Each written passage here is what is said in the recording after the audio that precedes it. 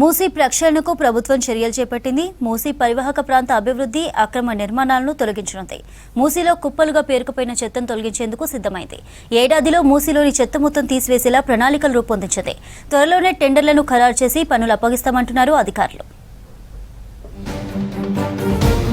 మూసీ ప్రక్షాళన పనులను మరింత స్పీడప్ చేసింది ప్రభుత్వం. ఇప్పటికే మూసీలో నిర్మాణాలను తొలగించేందుకు సర్వే చేస్తున్నారు అధికారులు. మరోవైపు మూసీలో చెత్తను తొలగించే కార్యక్రమాన్ని మొదలుపెట్టారు. ప్రస్తుతం Musi river development corporation limited అధికారులు మూసీలోని కొన్ని పాయింట్ల దగ్గర చెత్తను తొలగిస్తున్నారు. గతంలో నగరంలోని వివిధ ప్రాంతాల నుంచి చెత్తను తరలించి ఇందులో పోస్తున్న ఘటనలున్నాయి. అలాగే మూసీ పరివాహక ప్రాంతాల్లోని ప్రజలు చెత్త, పశువుల కళేబరాలు, ప్లాస్టిక్ వస్తువులు, కళేబరాల నుంచి జంతువుల వ్యర్థాలు, డ్రైనేజీ వ్యర్థాలు తెచ్చి మూసీలో వేసేవారు.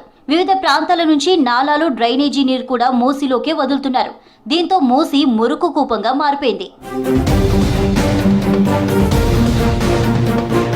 మూసీ మురుగు తొలగించి లండన్లోని థేమ్స్ నదిలా అందమైన సరస్సులాగా మార్చాలని రాష్ట్ర ప్రభుత్వం లక్ష్యంగా పెట్టుకుంది. ఇందులో భాగంగా 60,000 కోట్లతో మూసీ బ్యూటిఫికేషన్ ప్రాజెక్ట్ చేపట్టింది.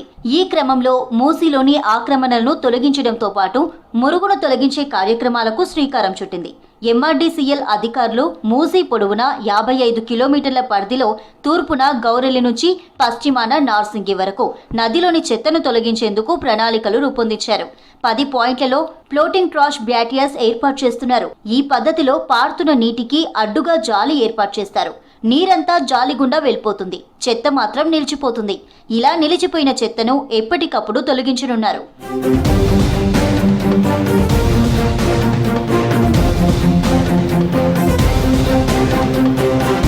ఇప్పుడు మూసీలో బాపు ఘాట్, అత్తాపూర్, పురాణాపూల్, ముస్లిం జంగ్ పూల్, శివాజీ బ్రిడ్జ్ ఏ, శివాజీ బ్రిడ్జ్ బి, చాదర్ ఘాట్, గోల్నాకా, మూసారంబాగ్, నాగోల్ ప్రాంతాల్లో జాలిని ఏర్పాటు చేసి రోజుకు 10 టన్నుల చెత్తను తొలగిస్తున్నారు.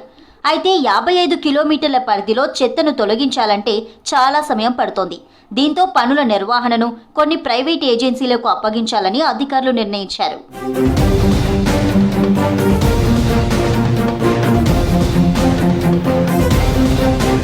మూసీలోని చెత్త, ఇతర వ్యర్థాలు తొలగించేందుకు కనీసం ఏడాది టైం పడుతుందంటున్నారు అధికారులు. దీనికోసం ఇటీవలే ఎంఆర్డీసీఎల్ అధికారులు టెండర్లను పిలిచారు.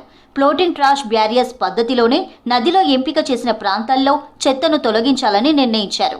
ఇలా ఎత్తిన చెత్తను సమీపంలోని డంపింగ్ యార్డ్కు తరలిస్తారు.